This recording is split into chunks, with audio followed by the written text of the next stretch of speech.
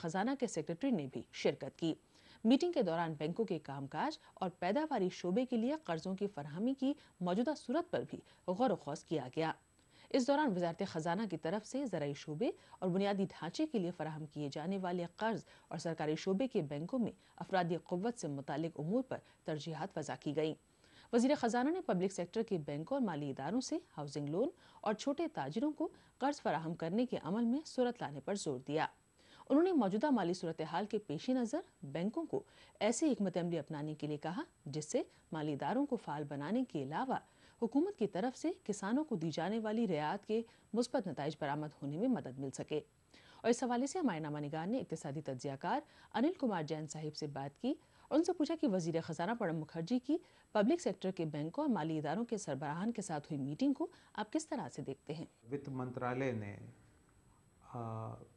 सार्वजनिक क्षेत्र की जो बैंक्स हैं और गवर्नमेंट के जो दूसरे फाइनेंशियल इंस्टीट्यूशंस हैं उनके अध्यक्षों के साथ में की। वित्त मंत्री श्री प्रणब मुखर्जी और उनके जो दूसरे सहयोगी मंत्री हैं वो सब वहाँ पे उपस्थित, और उन्होंने पूरे देश की आर्थिक स्थिति का चिंतन किया और इसके बारे में बैंकों की राय भी समझी, और उम्मीद करते हैं कि इस मीटिंग के बाद में देश की आर्थिक प्रगति को और आर्थिक नीतियों को एक नई दिशा मिलेगी। हमने उनसे भी जाना कि इस मीटिंग में कौन कौन से उमूर ज़ेरे बहस आए। सबसे महत्वपूर्ण बात है कि इस मीटिंग का कारण एनपीएस हैं, जो नॉन परफॉर्मिंग एसेट्स है बैंकों के, वो बढ़ते चले जा रहे हैं। वित्त मंत्री इन बढ़ते हुए नॉन परफॉर्मिंग एसेट्स से काफ़ी चिंतित हैं और वो चाहते हैं कि बैंकें इस तरफ ध्यान दें और एक कुछ ऐसा इंटरनल मैकेनिज्म तैयार करें जिससे कि नॉन परफॉर्मिंग एसेट्स नहीं बढ़ें। हमारा उनसे अगला सवाल था कि वजीर खजाना ने बैंकों से हाउसिंग लोन और छोटे ताजिरों को कर्ज फराहम करने के अमल में सूरत लाने को कहा है। हुकूमत की इस हिकमत अमली के बारे में आप क्या कहेंगे। देखिए, हमारे देश में जब तक मध्यम वर्ग के जो व्यापारी हैं या मध्यम वर्ग के उद्योग हैं इनका डेवलपमेंट नहीं होगा तो देश का विकास नहीं हो सकता, और उनको सबसे ज़्यादा क्रेडिट की ज़रूरत है। और यहीं पे हमारे जो फाइनेंशियल इंस्टीट्यूशंस हैं, गवर्नमेंट की बैंक हैं, गवर्नमेंट के इंस्टीट्यूशन, ये आगे नहीं आ रहे हैं। तो गवर्नमेंट की ये जो नीतियां हैं, आर्थिक नीतियां हैं, इनको लागू करने के लिए फाइनेंस मिनिस्टर ने एक प्रयास किया इस मीटिंग के द्वारा, जिससे कि क्रेडिट का फ्लो इन प्रायोरिटी सेक्टर्स में हो सके। हमने उनसे भी जाना कि मीटिंग के दौरान हुए तबादला ख्याल को सरकारी शोबे के बैंकों और माली इदारों के कामकाज के ताल्लुक से कितना अहम माना जा सकता है। सरकारी निर्देश के बगैर कोई भी इंस्टीट्यूशन काम नहीं कर पाएगा, और इस तरह की जब मीटिंग्स होती हैं तो आपस में एक डिस्कशन होता है।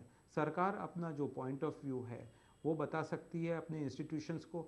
अल्टीमेटली ग्रास रूट लेवल पे तो इंस्टीट्यूशंस ने ही काम करना है। तो रेगुलर जो ये मीटिंग्स होती हैं इनसे जो हमारे इंस्टीट्यूशंस है, फाइनेंशियल इंस्टीट्यूशंस, इनको एक दिशा मिलती है और इनको काम करने में सहूलियत होती है। हमने उनसे भी जाना कि मुल्क की मजमूई इक़्तिसादी तरक्की की रफ्तार में सूरत लाने के लिए हुकूमत की तरफ से बैंकों और माली इदारों के तालमेल से किस तरह के इक़दाम उठाए जाने चाहिए। देखिए, फाइनेंशियल सेक्टर को अगर तरक्की करनी है और इसको सही तरीके से चलना है देश की तरक्की के लिए, तो सबसे पहले तो गवर्नमेंट को कुछ ऐसी पॉलिसीज़ बनानी पड़ेंगी जिससे पूरे देश का विकास हो सके, न कि कुछ शहरों का।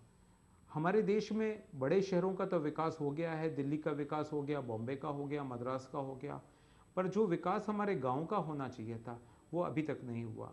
तो सबसे पहले तो कुछ ऐसी पॉलिसीज़ बनानी पड़ेंगी जिससे कि हमारा जो बैंकिंग है वो छोटे शहरों में, गांव तक पहुंच सके, और ये पेनिट्रेशन से ही देश का डेवलपमेंट होगा।